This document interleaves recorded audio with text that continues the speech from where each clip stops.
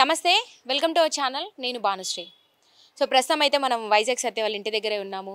So Vizag సత్య గారు, అగ్గిపెట్టె మచ్చ గారు వీళ్ళంతా కలిసి కూడా అంటే ఒక టీమ్గా చేరి ఒక వారం క్రిందట యూట్యూబ్లో పెద్ద బాస్ అని ఒక షో అయితే స్టార్ట్ చేయడం జరిగింది. దాన్ని సక్సెస్ఫుల్గా అయితే అంటే 5 రోజుల పాటు నిర్వహించాలనుకొని ఒక 4 రోజుల పాటు అయితే సక్సెస్ఫుల్గా పూర్తి చేసుకున్నారంట. అయితే ఆ ఇప్పుడు బిగ్ బాస్లో ఏ విధంగా అయితే ఒక 3 మంత్స్ పాటు లోపల అయితే ఉంచుతారో అంటే అందరిని కంటెస్టెంట్లని ఇక్కడ కూడా వీళ్ళు ఒక 4-5 డేస్ అయితే అంటే ఎంటర్టైన్ చేయడానికి కూడా వీళ్ళు ఒక ప్లాన్ చేసుకున్నారంట. అయితే 4 డేస్ అయితే ఉన్నారు. అగ్గిపెట్టె మచ్చ అయితే అందులో అంటే నన్ను బంధించేసి కూడా చితక్ కొట్టారంటూ కూడా కొంత న్యూస్ స్ప్రెడ్ చేయడము బయటకి. అదేవిధంగా వీళ్ళతో వైజాగ్ సత్య గారితో కూడా అంత రచ్చరచ్చ చేసి ఏదో అంట ఇష్యూ అయితే చేశారంట. దానిపైన అసలు ఏం జరిగింది ఏంటని కూడా మాట్లాడి తెలుసుకునే ప్రయత్నం చేద్దాం. నమస్తే సత్య గారు. నమస్తే. ఏమైందండి అసలు? ఏమైందంటే మచ్చ రచ్చ చేసేసాడు. ఎందుకు అసలు ఏమైంది? మొత్తం ఒక 10 మంది కంటెస్టెంట్స్ మేము. ఉప్పల్ బాలు, వైజాగ్ సత్య, స్వాతి నాయుడు, గుంటి నాగరాజు, అగ్గిపెట్టి మచ్చ, రాకేష్ మాస్టర్ వైఫ్, ఇలా మేము ఒక 10 మంది హ్యాపీగా చేసుకుందాం అనుకున్నాం మేము. అయితే మా అందరికీ తక్కువ రెమ్యూనరేషన్ 2000, 3000. కానీ అగ్గిపెట్టి మచ్చకి 10,000 ఇప్పించిన నేను. ఎందుకంటే ఈ షోకి కర్త కర్మక్రియ అన్నీ నేనే. దీనికి ప్రొడ్యూసర్స్ డైరెక్టర్స్ ఎవరు? విజ్జు గౌడు, చందు, యాంకర్ చందు. సో ఆయనకు అన్ని స్పెషల్ ఎమ్యూనిటీస్ ఇచ్చాము. ఏసీ బస్సులో ఇంటికి ఇక్కడ తీసుకురావడం, ఏసీ బస్సులో మళ్ళీ ఊరు పంపించడం, ఏసీ రూమ్ స్పెషల్గా వాళ్ళిద్దరికి ఒక రూమ్ ఇవ్వడం, మేమందరం హాల్లో పడుకొని వాళ్ళకి రూమ్. మళ్ళీ మార్నింగ్ 6 o'clockకే మ్యాన్సన్ హౌస్ ఫుల్ బాటిల్ ఇవ్వడం వాళ్ళ అక్కకి. ఆయన ఏం తాగుతాడని పోయాను అనడం. ఫుడ్ కూడా చికెన్లు, ఈ మటన్లు ఇవన్నీ రూమ్కి సప్లై చేయడం అన్నీ బాగానే చేసాం మేము. ఆయనకి ఏమీ లోడ్ చేయలేదు. మరి ఆయనకి ఏం పిచ్చి వచ్చిందో ఏం వచ్చిందో కంటెంట్ అయితే ఇచ్చేవాడు కాదు, షూటింగ్ అయితే చేసేవాడు కాదు. ఇలాగే మరి 4-5 లక్షలు పెట్టాడు కదా ప్రొడ్యూసరు విజ్జుగౌడు. కోపం వచ్చింది. ఒకరోజు ఏం చేసిండంటే, ఒకరోజు కాదు ఫస్ట్ డేనే ఏం చేసిండంటే, అసలు ఏంటి మచ్చా 4-5 లక్షలు పెట్టుకొని మేము ఇక్కడ ఫామ్ హౌస్ తీసుకొని ఇంత ఖర్చు వేసి నువ్వు ఎందుకు ఇవ్వని అరిచాడు. ఈయన కోపం వచ్చి ఆయన కొరికేసాడు మొత్తం విజ్జుగౌడిని. మొత్తం బ్లడ్ వచ్చి మొక్క కూడా వచ్చేసింది ఇదంతా. తర్వాత ఇంకా అది కాకుండా అమ్మ నా బూతులు తిట్టాడు.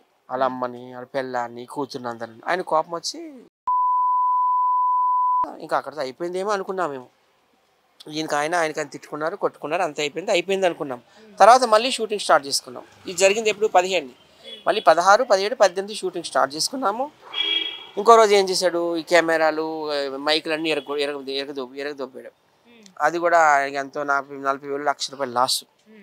ఇలాగ అన్నీ లాస్ చేశాడు. అసలు కంటెంట్ ఇవ్వలేదు, ఏమి ఇవ్వలేదు. వాళ్ళు అంత బాగా చూసుకుంటే సర్లే ఇంకెందుకని చెప్పేసి నేను లక్కడి కప్పులు వెళ్ళి రెడ్ బస్ బుక్ చేసి స్లీపర్ కోచ్ చేసి పడుకోబెట్టి ఇంకా వాళ్ళు ఇంటికి పంపించాను. వాళ్ళు తిరుపతి వెళ్ళి సుమన్ టీవీని ఇంటికి పిలిచి లేనిపోని ఎలిగేషన్స్ చేస్తారు మా మీద. మాకు వాళ్ళు అక్కడ హౌస్ అరెస్టులు చేస్తారు, మాకు షూటింగ్ లేకపోయినా బలవంతంగా చేసుకున్నారు, నన్ను కొట్టారు, మా అగ్గిపెట్టి మచ్చను కొట్టారు, మా మొబైల్ మొబైల్ ఎవరి మొబైల్ కాలేదు. మేము మొదట చెప్పాము, management is not responsible for your mobiles. ఏమున్నా గోల్డ్ చైన్స్ ఉన్నా ఏమున్నా ముందే చెప్పేసాము. వాళ్ళ మొబైల్ ఎక్కడ పోయింది మాకేం తెలుస్తుంది, అంతే కదా. ఎవరి మొబైల్ కాల్ రెస్పాన్సిబుల్.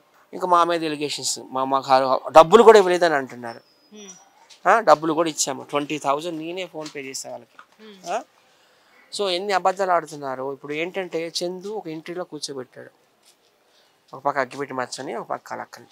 నువ్వు అమ్మాయిలు లంగాల్లో దూరిపోతున్నావు, I'm sorry to use such kind of bad words. అమ్మాయిల లంగాల్లో దూరిపోతున్నావు, ఆ పార్ట్స్ ఈ పార్ట్స్ కొరికేస్తున్నావు, పెళ్లి చేసుకోవచ్చు కదా మచ్చ అని అడిగాడు చందు.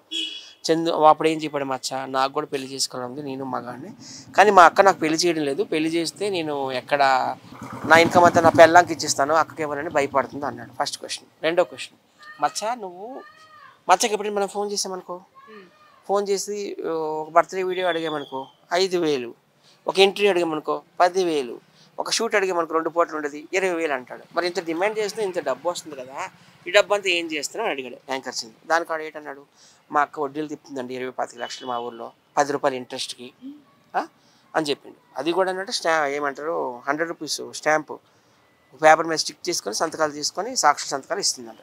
మూడో క్వశ్చన్, ఎప్పుడు షూటింగ్ పెట్టినా దమ్ వస్తుంది, నాకు బాగోలేదు, నేను చెయ్యలేను, సారీ బెదర్ అనుకొని వెళ్ళిపోతున్నావు, మరి ఒంట్లో బాగోపోతే ఎందుకు షూటింగ్కి వస్తున్నావురా అని అడిగాడు చందు.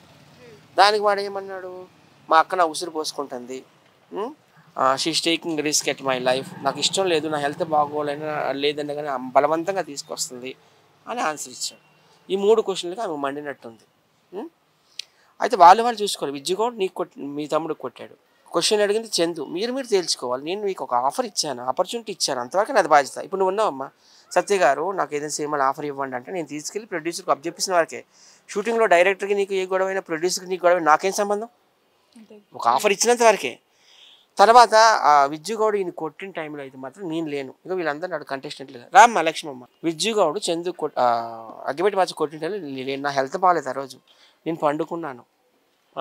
వాళ్ళు కొట్టుకున్నారు, నాకేం తెలుసు. అంత అయిపోయినాక లేచాను నేను. ఇంకా బాలుకి విజ్జుగౌడ్కి గొడవ అవుతుందేమో కానీ బాలు వెనకలాగుతున్నాను నేను.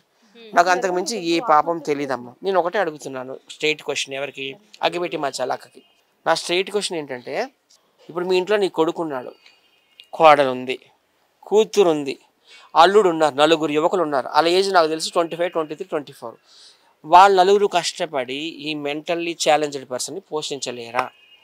ఆ మెంటలోడ్ని పట్టుకొని నువ్వు ఎందుకు వ్యాపారం చేస్తున్నావు? ఆ మెంటలోడ్ నువ్వు ఎందుకు వైజాగ్లు, విజయవాడలు, నెల్లూరు, హైదరాబాదు తిప్పుతున్నావు? నీకు డబ్బు మీద పిచ్చి కాదా? పిచ్చి ఉంది 100%. ఆ రోజుల్లో సీఎం ఎన్టీఆర్ మీకు తెలుసు కదా, 3 times సీఎం యునైటెడ్ ఆంధ్రాకి.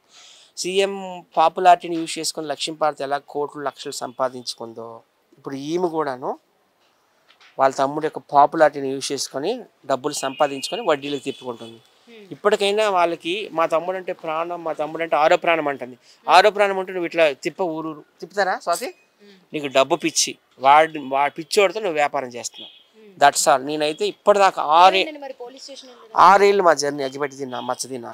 స్టార్టింగ్లో అప్పుడు ఎవరో ఒక ఆయన వైజాగ్ ఆయన ఇంటర్వ్యూ చేసేయడానికి, వైరల్ హబ్ సత్యమూర్తి అని ఆయన ఏమన్నాడు, ఉప్పల్ బాలికను ఇదే అగ్గిపెట్టి మచ్చ కలిపి ఎంట్రీ కావాలి సత్యం నాకు అడిగిండు. అప్పుడు నేను ఉప్పల్ బాలు తిరుపతి వెళ్ళాము. వాళ్ళ ఇంటికి వెళ్తే వాళ్ళ ఇంటి వెనక తోట ఉంటే తోటలో ఇంకా ఇంటర్వ్యూ చేశారు. ఇంకా వాడి జాతకం మారిపోయింది నా చేతిలోకి వచ్చినాక. నేను ఎన్ని టీవీ షోలు పెట్టాను, జబర్దస్త్, సీదే డ్రామా కంపెనీ, పటాసు, అలాగే ఎన్ని సినిమాలు. ఈ నెలలో రెండు సినిమాలు చేసాడు. శ్రీకాకుళం షెల్లేక వంశ అనే ఒక సినిమా, వెన్నెల కిషోర్ హీరో, అది కామెడీ.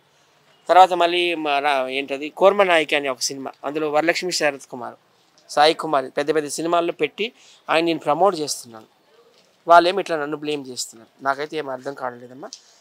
విజ్జుగౌడ్ మిమ్మల్ని కొట్టిండంటున్నారా, మీరు చూసుకోండి.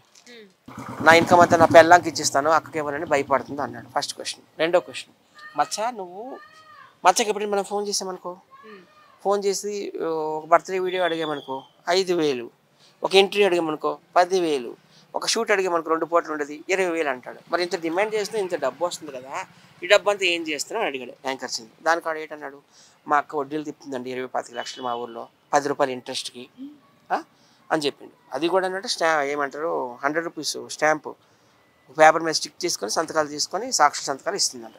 మూడో క్వశ్చన్, ఎప్పుడు షూటింగ్ పెట్టినా దమ్ వస్తుంది, నాకు బాగోలేదు, నేను చేయలేను, సారీ బెదర్ అనుకొని వెళ్ళిపోతున్నావు, మరి ఒంట్లో బాగోపోతే ఎందుకు షూటింగ్కి వస్తున్నావురా అని అడిగాడు చందు.